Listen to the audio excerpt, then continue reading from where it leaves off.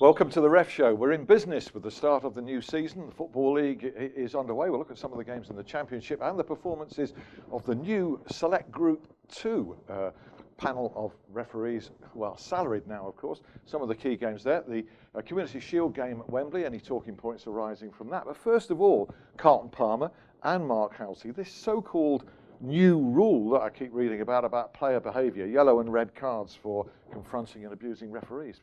Correct me if I'm wrong, that's always been there, hasn't it? Yeah, I mean, it's always been in the laws of the game. It's always been in the referee's armoury to deal with, dissent by action, the way you charge a referee. I think what it's come about is that referees have not been strong enough, have been too weak in administrating this. And I mean, we take Michael Oliver in a couple of occasions where we've had Joe Hart come running at him, put his head into his face. I mean, I like to see referees manage situations, manage the game, manage the players, but there are some situations you just cannot manage, and that was one of them. Yet we had another one with Di Maria actually grabbing hold of Michael Oliver, pulling him back. That's another sanction that should have been dealt with by a red card. So I think, as I say, it's always been there, but you've got to have that dialogue with players. We've got to make sure we don't make it a clamp down, we don't go over the top, because you've got to have that dialogue, you've got to be speaking to players. You can't just put that hand up and shut them out. So it's how much that once they overstep that mark, the referees have got to be strong and deal with it, and we wouldn't have this problem. As I say, it's not a new rule, it's a law, but it's always been there in the laws of the game for the referees to deal with that. And they've kind of ignored it, let it slide. You get the feeling that it suited the Premier League for the referees not to take action on this, which strikes me as well. Shouldn't the referees be autonomous? Should they have to be told by a league? It's a difficult one because players have to understand now in this age that we live in with the media. I mean, there's intrusion on the football pitch now with cameras and microphones, which never used to be before. So there has to be managers have to be relating to their players beforehand. If you do get booked now, listen, you can't go off like that. I mean, Vardy yesterday in the Charity Shield, he got booked. And then we continued on swearing at the referee. The thing is now with the mics and the cameras now, they're going straight up onto him now. It's leaving the referees with no option because you've got young kids who are watching and they'll think that's normal behaviour. So you'll see that now on a Saturday and a Sunday. Craig Pawson took no action on that. Yeah, as I said earlier, you've got, the football pitch. Was it right to take no action? Yeah, listen, it's in the manner it's said. I mean, listen, as a referee, as referees, sometimes we use it. It's called shop floor language, and it's how it's said, how it's put across you, and it's how far they take it. You set that tolerance level, and when it becomes abusive to you, then that's when you take action. There is a tolerance level, there is a fine line, but once, as I said before, once they overstep that line, then you have to take that action. Yeah. The image of the game clearly concerns the Premier League here, and they saw in Euro 16 what can be achieved. Listen, I mean, you hear far worse in the stands coming from the fans. But as I say, there is a little bit, there is a tolerance there. There is a bit you take. It is a place of work. It is a shop floor. As your players have gone. It's the manner it's said to you. It's a fine line. It's difficult because you can't take the emotion out of the game. No, you can't. If you're a player, you want to win. I mean, I'm talking from my point of view. And the decision goes against you. I thought Vardy's wasn't a booking, me personally. Well, we'll come on to that. And so therefore, I can understand him being upset. But the referee's not going to change his mind. And he could have cost Leicester the championship. Winning the league last year because he wasn't available for the final 3 or 4 games because of dissent again. Yeah. I'm sure all football lovers do applaud this initiative. It should have been there anyway, to be honest. Absolutely. If they weren't so lenient in the first, when on those incidents I spoke about with Michael Oliver, then we wouldn't be talking about this. So they just got to be. There's instances where they cannot manage and they have to deal with it in the appropriate manner. Okay, you mentioned you pick up on the yellow card for Vardy and Leicester's 2-1 Community Shield defeat to Manchester United. I just felt that. I mean, I think Carlton's absolutely spot on. I thought. I mean, Craig's a good young referee. I just didn't feel like he bossed the game.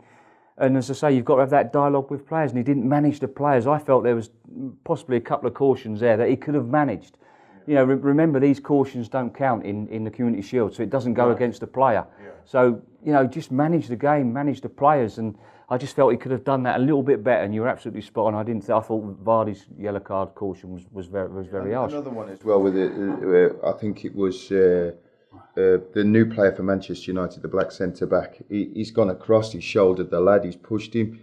it's a foul. Yeah, it's a foul. So it's not Absolutely. a booking. It's not a caution. It's not a booking. You've got to be careful with them. Even if it's second or third, and they're small fouls, just play on. As I always say, don't go looking for trouble, because trouble will find you.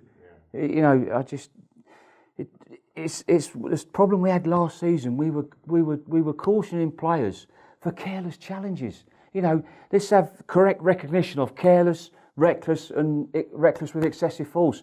And it comes down to leadership and direction and the coaching of these referees. And you rightly mentioned the refereeing in the Euros. Fantastic. We weren't talking about referees when we were. We were saying how well they refereed. Kalina. It was Kalina. He's been there, the way he led the referees, the way he directed them. Fantastic. No, but I think also with the Euros, I think the managers had warned their players, because you can't afford to lose your player. So, you know, you can't afford for them in group matches to be picking up 2 yellow cards. So I think it works both ways. Managers have to warn the players because of the present climate we live in, the money that's involved in football now. It's the image of football. So it's got a balance of both ways. I think with the Euros, you saw great behaviour from the players. Indeed. There was uniformity and consistency of refereeing, and yet there was no attempt, apparently, to take personality away from the individual referees. They all were allowed to show personality. Have we lost some of that to an extent? It's the same with players. You've got to have that bit of personality. You've got to have that little bit of arrogance about you, and about the top players have the personality. They have that little bit of arrogance. And it's the same with referees. We need personalities in the game. We need players to be able to talk to referees, and referees talk to players. You know, we're all one big family, and at the moment I feel we're getting, that gap's getting wider and wider and wider. We need to be coming closer and closer together. But I think under the present regime we've got at the moment, the gap's just coming wider and wider and wider. And referees are getting a bit disillusioned. Well, the big test of the confrontation issue with referees, which the game wants to stamp out, will be when the Premier League starts this coming weekend. I think if things are simplified, it makes the referee's job easier. I think that some of the laws are complicated the referee's job. You know, inactive. You know, you can't decipher in an instance those results. What is correct and what's not correct. For me, offside's offside. Always been offside. Makes the referee's job easy. No, I think we're going to argue about that. But we do. But you do. It makes the referee's job easier. It makes it, as a defender. But it also robs us of great goals because of a technicality with a guy standing near the corner flag. But then it's technical then, because as a defender, you're looking to push out, rightly so. So a player stands in an offside position, or bends his run in an offside position, and you've squeezed out. There is no way in the world as a defender you can get back. So what do? You tell your defender to stay deep. So at the end of the day, like I've said, if you keep it simple for the referees in the game, there's certain laws that they've brought in. The back pass. I think that's a great law, because it saves, like Arsenal did in the past, killing games off for 20 minutes, playing it back to the goalkeeper, picking the ball up and all this. But if you keep it simple, offside is offside. A challenge from behind, it has always been a red card. That's never changed.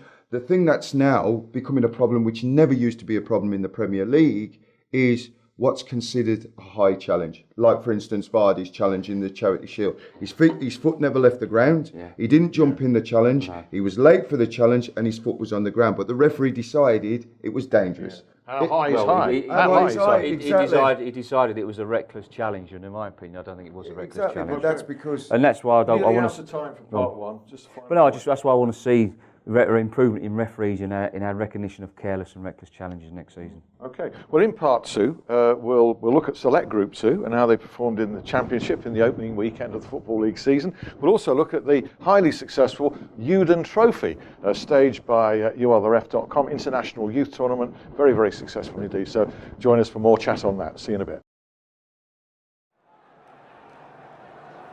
A team runs out in skin-tight Lycra tops and shorts.